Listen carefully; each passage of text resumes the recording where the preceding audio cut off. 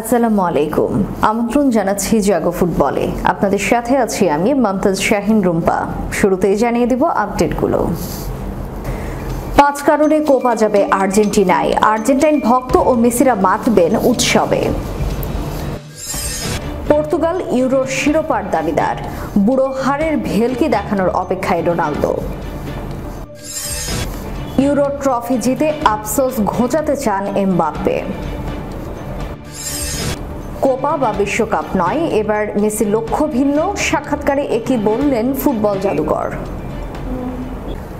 শুনছিলেন শিরোনাম, এবারে বিস্তারিত।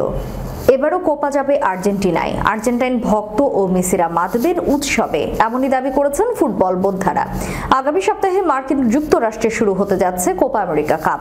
টানা তৃতীয় আন্তর্জাতিক শিরোপার খোঁজে আর্জেন্টিনা। 20 জুন উদ্বোধনী ম্যাচে কানাডার বিপক্ষে লড়বে বর্তমান চ্যাম্পিয়নরা। ঐতিহাসিক মারাকানায় গত আসরের ফাইনালে ব্রাজিলকে হারিয়ে শিরোপা জেতে আর্জেন্টিনা। এটি লিওনেল মেসির প্রথম আন্তর্জাতিক শিরোপা। গত আসরে সর্বমোট 12টি গোল করেছিল আর্জেন্টিনা, এর মধ্যে 9টি গোল ছিল বার্সেলোনার সাবেক তারকা। এছাড়া সতীর্থদের দিয়েও করিয়েছিলেন গোল। হতে পারে এটি তার ক্যারিয়ারের সর্বশেষ কোপা। 8 বারের ব্যালন ডি'অর জয়ী কি পারবেন তার শেষটা রাঙাতে? এবারের কোপায় আর্জেন্টিনাকে টপ ফেভারিট বলা হচ্ছে। এর জন্য 5টি কারণ খুঁজে বের করেছেন ফুটবল বিশ্লেষকরা। সবগুলো সমীকরণ মিলে গেলে আবারও কোপার শিরোপা উৎসবে মাতবেন আর্জেন্টাইন সমর্থকরা।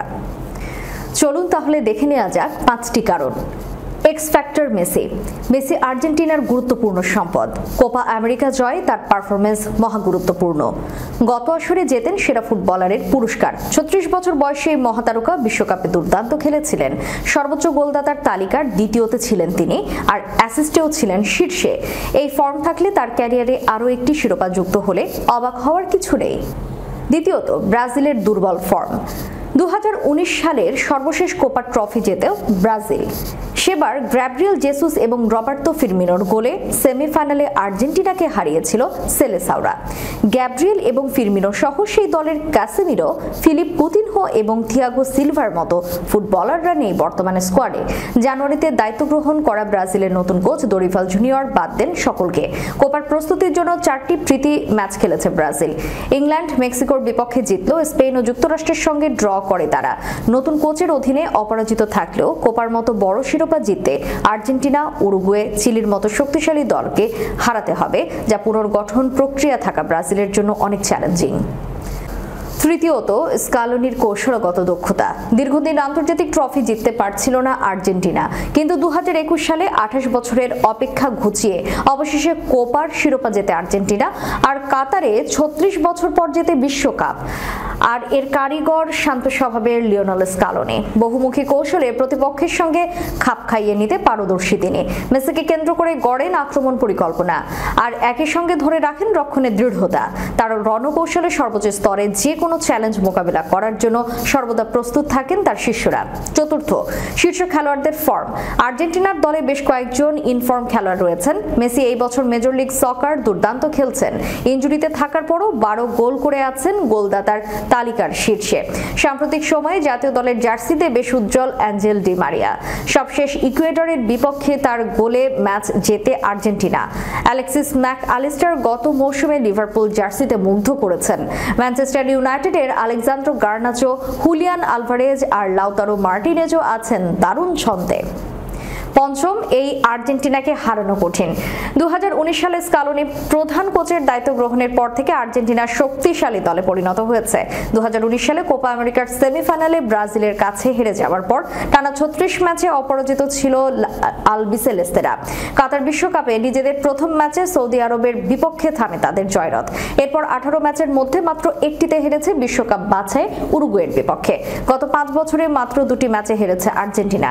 এই পরিসংখ্যান বলছে স্কালোনি আর্জেন্টিনাকে বিশ্ব ফুটবলে কতটা ভয়ঙ্কর প্রতিপক্ষ হিসেবে প্রতিষ্ঠিত করেছেন। পর্তুগাল ইউরোর শিরোপার দাবিদার। বুড়ো হারের ভেলকি দেখানোর অপেক্ষায় রোনালদো। পর্তুগালের কিংবদন্তি ফরওয়ার্ড ও বিশ্বের অন্যতম সেরা ফুটবলার ক্রিস্টিয়ানো রোনালদো 39 বছর বয়সে তার 6ষ্ঠ ইউরোপীয় চ্যাম্পিয়নশিপে মাঠে নামবেন। বয়স 40-এর কাছাকাছি গেলেও ফুটবলকে সমানভাবে উপভোগ করছেন 6 বারের ব্যালন ডি'অর জয়ী। তিনি এখনো ফুটবল খেলতে পারাকে উপহার হিসেবে উল্লেখ করেছেন। আন্তর্জাতিক ফুটবলের সবচেয়ে বেশি গোলের মালিক বুড়ো বয়সেও দেশকে আরেকটি শিরোপা এনে দিতে মুখিয়ে আছেন। এবার হারানো রাজত্ব উদ্ধারে মরিয়া পর্তুগিজরা। তাদের দলটাও দুর্দান্ত, রোনালদো ছাড়াই শক্তিমত্তায় অনন্য তারা, যা পর্তুগালকে রাখছে শিরোপা দৌড়ে। যদিও এবছর নিজেদের দায়িত্ব হারিয়ে খুঁজছে তারা। গত মার্চে স্লোভেনিয়ার মাঠে হারের পর সম্প্রতি প্রস্তুতি ম্যাচে জোড়া ধাক্কা, যা দুর্ভাবনার বড় কারণ। যদি বাছাই পর্বে 10 ম্যাচের সবকটিতেই জিতেছে তারা, মূল পর্বেও সেই ছন্দ বয়ে আনার স্বপ্ন দেখছে মার্টিনেজের দল। দলটির সবচেয়ে বড় তারকা রোনালদো নিজেও আত্মবিশ্বাসী। শুক্রবার সংবাদ মাধ্যমকে তিনি বলেছেন, আমি বিশ্বাস করি আমাদের এই দল সর্বোচ্চ পর্যায়ের টুর্নামেন্টে জয়ের দাবিদার। আপনি সেমিফাইনালের কথা বলছেন, আশা করছি আমরা অনেক দূর যেতে পারবো। ইউরো ট্রফি জিতে আফসোস ঘোচাতে চান এমবাপ্পে। 2018 সালে ফ্রান্সের হয়ে বিশ্বকাপ জেতার পর জাতীয় দলের হয়ে উয়েফা নেশনস লিগ শিরোপার স্বাদও পেয়েছেন এমবাপ্পে। তবে এখনও একটি ট্রফির জন্য আফসোস রয়ে গেছে তাঁর। ফ্রান্স জাতীয় দলের অধিনায়ক এমবাপ্পে দেশের হয়ে বিশ্বকাপ জিতলেও ইউরোপিয়ান চ্যাম্পিয়নশিপের শিরোপা জেতার দৃঢ় প্রত্যয়ের কথা জানিয়েছেন এমবাপ্পে। ফ্রান্স সর্বশেষ ইউরো জিতেছিল 2000 সালে, তাই আবার এই ট্রফি ঘরে তুলে আফসোস ঘোচাতে চান তিনি। ইউরোতে মাঠে নামার আগে সিএনএনকে দেয়া এক সাক্ষাৎকারে এমবাপ্পে বলেন, সবাই জানে ইউরো জেতা কতটা কঠিন। আমরা দেখতে পাচ্ছি সবগুলো দল খুবই শক্তিশালী। আমাদের গ্রুপটা ভীষণ কঠিন। আমাদের ধাপে ধাপে এগোতে হবে, কারণ এটা বেশ কঠিন হতে চলেছে। তবে আমরা এর জন্য প্রস্তুত। ইউরো জেতার আকাঙ্ক্ষা ব্যক্ত করে এমবাপ্পে আরও বলেন, সত্যি বলতে আমি খুব করে ইউরো জিততে চাই। আমি বিশ্বকাপ জিতেছি, ন্যাশনস লিগ জিতেছি, এই একটা ট্রফি যেটি জাতীয় দলের হয়ে এখনো পাইনি। অধিনায়ক হিসেবে প্রথম টুর্নামেন্ট খেলতে নামছেন জানিয়ে তিনি আরও বলেন, আসলে এটা জিততে চাই আমি।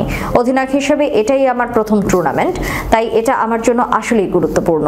এই টুর্নামেন্ট সবসময় আমার দেশের জন্য গুরুত্বপূর্ণ এবং আমরা চাই দেশের মানুষ আমাদের নিয়ে গর্ব করুক। কোপা বা বিশ্বকাপ নয়, এবার মেসির লক্ষ্য ভিন্ন, সাক্ষাৎকারে জানালেন এই ফুটবল জাদুকর। সম্প্রতি জনপ্রিয় স্ট্রিমার মিগুয়ে গ্রান্ডোসের সাথে ওলগা চ্যানেলে একটি আন্তরিক সাক্ষাৎকারে তার ব্যক্তিগত জীবন সম্পর্কে বেশ খোলামেলা কথা বলেছেন বিশ্বকাপ জয়ী এই তারকা। যেখানে কোপা এবং বিশ্বকাপের স্বপ্ন বাদেও তিনি নিজের আরেকটি স্বপ্নের কথা বলেন, 8 বারের ব্যালন ডি'অর জয়ী। কিছুদিন আগের সেই হৃদয় স্পর্শী সমালোচনায় মেসি তার প্রিয় সঙ্গী আন্তোনেলা রোকুজ্জো এবং তাদের 3 পুত্র থিয়াগো, মাতেও এবং সিরোর সাথে তার পরিবার সম্প্রসারণের স্বপ্নের কথা বলেন। মেসির প্রকাশগুলো অপ্রত্যাশিত এবং আবেগপ্রবণ ছিল, যা ভক্তদের তার পরিবারের অন্তরঙ্গ গতিশীলতার এক বিরল ঝলক দেয়। সমৃদ্ধ ফুটবল ক্যারিয়ার সত্ত্বেও মেসি একজন নিবেদিত পিতা এবং আদর্শ সঙ্গী হিসেবে তার ভূমিকা জোর দিয়েছেন। 36 বছর বয়সে তিনি তার জীবনে চতুর্থ সন্তানকে স্বাগত জানানোর সম্ভাবনা থেকে দূরে সরে যাননি। বিশেষত তিনি একটি কন্যা সন্তানের আশায় রয়েছেন। আমরা আরেকটি সন্তান চাই, আমরা সক্রিয়ভাবে চেষ্টা করছি না, তবে দেখি মেয়ে আসে কিনা, তিনি হাসির সাথে সাক্ষাৎকারে বলেন। দর্শক, শেষ করার পূর্বে সংবাদ শিরোনামগুলো জানিয়ে দিব আরও একবার। 5 কারণে কোপা যাবে আর্জেন্টিনায়, আর্জেন্টাইন ভক্ত ও মেসিরা মাতবেন উৎসবে।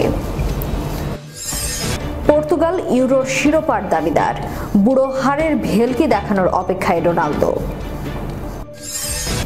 ইউরো ট্রফি জিতে আফসোস ঘোচাতে চান এমবাপ্পে। কোপা বা বিশ্বকাপ নয়, এবার মেসির লক্ষ্য ভিন্ন, সাক্ষাৎকারে একই বললেন ফুটবল জাদুকর। এতক্ষণ আমাদের সাথে থাকার জন্য ধন্যবাদ। আল্লাহ হাফেজ।